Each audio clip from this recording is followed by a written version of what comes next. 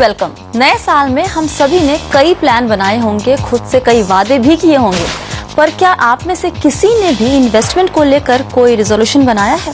अगर नहीं तो हम ये रिजोल्यूशन बनाते हैं कि आने वाले पूरे साल हम करते रहेंगे पर्सनल फाइनेंस से जुड़ी आपकी हर समस्या को दूर। नमस्कार, मैं हूं स्वाति और आपके साथ आपके लिए लेकर आई हूं एक बार फिर से योर मनी।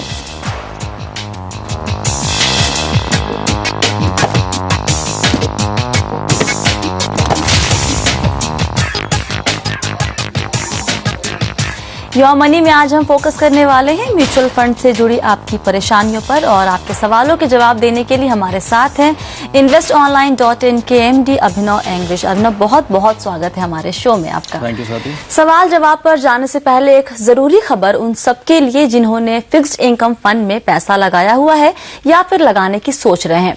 दिसंबर के महीने में फिक्स्ड इनकम म्यूचुअल फंड से 1,55,000 करोड़ रुपए निकाले गए। क्यों इतनी बड़ी रकम निकाली गई, किसने निकाले और इससे उन पर क्या फर्क पड़ता है जिन्होंने अभी इस तरह के फंड में निवेश किया हुआ है और करने की सोच भी रहे हैं? जानते हैं एंग्रिश से। एंग्रिश जी, 1,55,000 करोड़ रुपए एक महीने में एक तरह की स्कीम जो है जिसको फिक्स्ड इनकम म्यूचुअल फंड कहते हैं उससे निकाले गए हैं। क्या वजह हो सकती है और किसने निकाले हैं ये पैसे? देखिए, fixed income schemes primarily debt category में आते हैं। इनमें ज़्यादा करके बड़े कॉर्पोरेट्स, लार्ज HNI इन्वेस्टर्स हैं या बैंक्स हैं जो इसमें ज़्यादा करके इन्वेस्ट करते हैं। ये वो फंड्स होते हैं जो ज़्यादा करके लिक्विड होते हैं, तो आप जब चाहे इनको इन्वेस्ट या इनको विड्रॉ कर सकते हैं। देखा जाए अक्सर एवरी क्वार्टर के जो एंड होते हैं, जैसे आप पकड़ें मार्च, जून, सितंबर, दिसंबर, इन महीनों में जनरली काफ़ी विड्रॉल्स आती हैं और यहाँ लाइक रिडेम्पशंस आते हैं फिक्स्ड इनकम फंड्स में।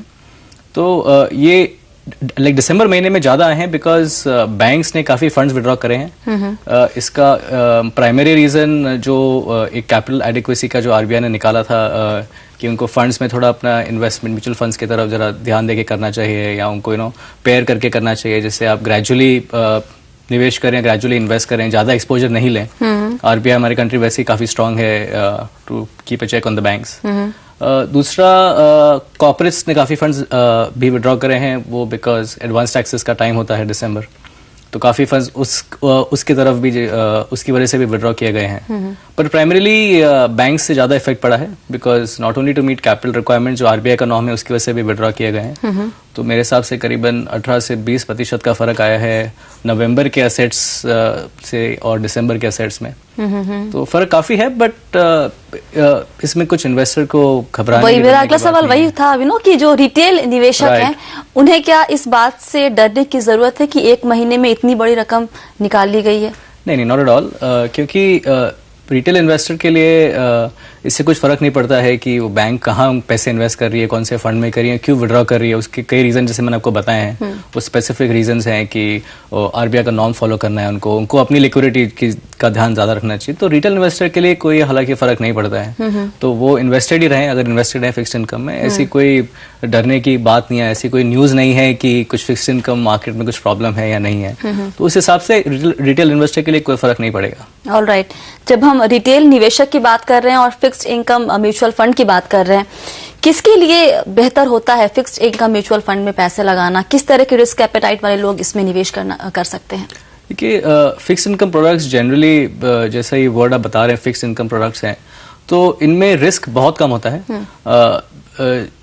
जो इन्वेस्टर या व्यक्ति जो इन्वेस्ट करे, उनको अगर रिस्क नहीं लेना है बाजार में, या इक्विटी बोलें आप या आप G-Secs में बोले या गिल्ट में बोले, उनको अगर रिस्क नहीं लेना है, उनके लिए बेस्ट इन्वेस्टमेंट है।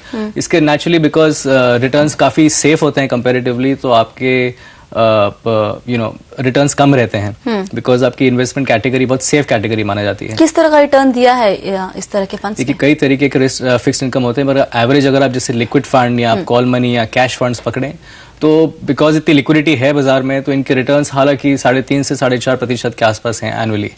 सो बट ये लिक्विड रहते हैं, तो आपको ये टेंशन नहीं है कि कल मैं अगर पैसे निकाल लूँ तो कुछ मेरे को पेनल्टी लगे या नहीं लगे। आप 24 आवर्स नोटिस पे जनरली फंड्स विड्रॉ भी कर सकते हैं। तो अगर आपके पास फंड्स हैं, आपको पता नहीं कितने दिन के लिए आपके पास रहेंगे या नहीं रहेंगे, या अगर आपको 1 हफ्ते के लिए चाहिए या 15 दिन के लिए चाहिए या 2 महीने, आपको पता ही नहीं कितने दिन के लिए आपके पास अकाउंट में पड़े रहेंगे, तो वहाँ छोड़ने से अच्छा इनको आप फिक्स इनकम या कोई कॉल मनी इस कैटेगरी के इन्वेस्टमेंट में आप चूज कर सकते हैं। मतलब एक्स्ट्रा मनी अगर आ गई हो और आप उससे कहीं निवेश अभी और नहीं करना चाहते हैं, कुछ वक्त के लिए आपके पास भले ही हो पैसे, तो आप उसको बैंक में रखने से बेहतर है कि आप उसको फिक्स्ड इनकम म्यूचुअल फंड्स में डाल सकते हैं। एब्सोल्युटली। ऑलराइट, ठीक है। मतलब ये कि जो खबर है कि दिसंबर के महीने में करीब 1,55,000 करोड़ का जो आउटफ्लो देखने को मिला है फिक्स्ड इनकम म्यूचुअल फंड से, उससे रिटेल निवेशकों को डरने की जरूरत नहीं है।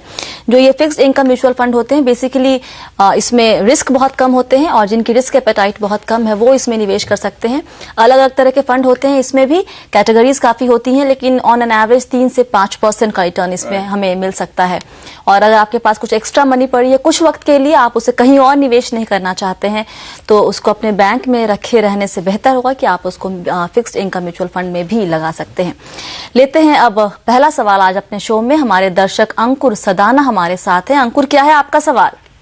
मेरा सवाल ये है कि एक्चुअली मैं एक म्यूचुअल फंड परचेज करना चाहता हूँ जिसमें SIP के थ्रू मैं इन्वेस्ट करना चाहता हूँ और लगभग 10 साल का मेरा टारगेट है। तो मैं चाहता हूँ मैं किस फंड में इन्वेस्ट करूँ कि जिसमें मेरे को लगभग अप्रॉक्सीमेटली 30 से 35% गेन हो जाए। 35% तक का रिटर्न आप एक्सपेक्ट कर रहे हैं, क्या सलाह देंगे आप अंकुर को? अभिनव, मैं अज्यूम कर रहा हूँ 35% एनुअली रिटर्न्स की बात कर रहे हैं। कौन नहीं चाहेगा कि 35% का रिटर्न मिले। हालांकि एक बात की बहुत खुशी है कि इनका इन्वेस्टमेंट होराइजन काफ़ी लंबा है। ये 10 साल के इन्वेस्टमेंट की बात कर रहे हैं। उससे मद्देनजर रखते हुए वो चाहे वो एक जो SIP प्लान चूज करें तो वो 2 प्लान ले सकते हैं। मेरे हिसाब से उनकी एज देखते हुए वो एक लार्ज कैप और एक मिड कैप फंड में निवेश कर सकते हैं। अगर आप लार्ज कैप फंड की बात करें, थोड़ा हाई बीटा है, लेकिन आप HDFC इक्विटी फंड चूज कर सकते हैं। और दूसरा आप लें तो Birla Sun Life mid cap fund choose कर सकते हैं। इनमें अगर आप 65% towards large cap, 35% towards mid cap लेकर इन्वेस्ट करें तो 10 साल के होराइजन में 35% तो मैं बोल नहीं सकता, बट एक एवरेज आप 15 से 18 या मैक्सिमम से 20 से 22% भी अगर आप कैलकुलेट करें तो काफी आसानी से अचीव कर सकते हैं। ऑलराइट, किस तरह का रिटर्न दिया है इस दोनों फंड ने पिछले कुछ वक्त में? अगर आप एवरेज लें तो पिछले 9 से 10 सालों में ना 30% से ज्यादा ही रिटर्न दिया है। अच्छा। पर जब आप कैलकुलेशंस कर रहे हैं तो आप एक्सट्रीम लेके नहीं चल सकते। एग्जैक्टली, आप हमेशा एवरेज रिटर्न्स लेके चलें सो दैट आपकी कैलकुलेशंस के लिए फ्यूचर में प्रॉब्लम नहीं हो। तो 15 से 20% तक काफी पॉसिबल है कि इतने रिटर्न्स वो बना सकते हैं इसमें। ऑलराइट अंकुर, आपके पास 2 ऑप्शन दिए हैं अभिनव ने, HDFC इक्विटी फंड और साथ ही बिरला मिड कैप सन लाइफ मिड कैप फंड। दोनों में आप 700 और 500 रुपए के हिसाब से निवेश कर सकते हो, क्योंकि आपका जो अमाउंट था वो करीब आपने कहा 1200 रुपए के करीब आप हर महीने निवेश कर सकते हैं, वो भी SIP के जरिए। चलिए लेते हैं यहाँ पे एक छोटा सा ब्रेक, लेकिन अगर आप भी म्यूचुअल फंड, इंश्योरेंस, लोन या फिर क्रेडिट कार्ड से जुड़े सवाल हमसे पूछना चाहते हैं तो आप हमें ईमेल कर सकते हैं या फिर आप हमें SMS भी कर सकते हैं। आप हमें ईमेल कीजिए mf@moneycontrol.com पर। SMS करने के लिए लिखिए YM, एक स्पेस छोड़कर लिखिए अपनी परेशानी और फिर अपना नाम और भेज दीजिए SMS हमें 518181 पर।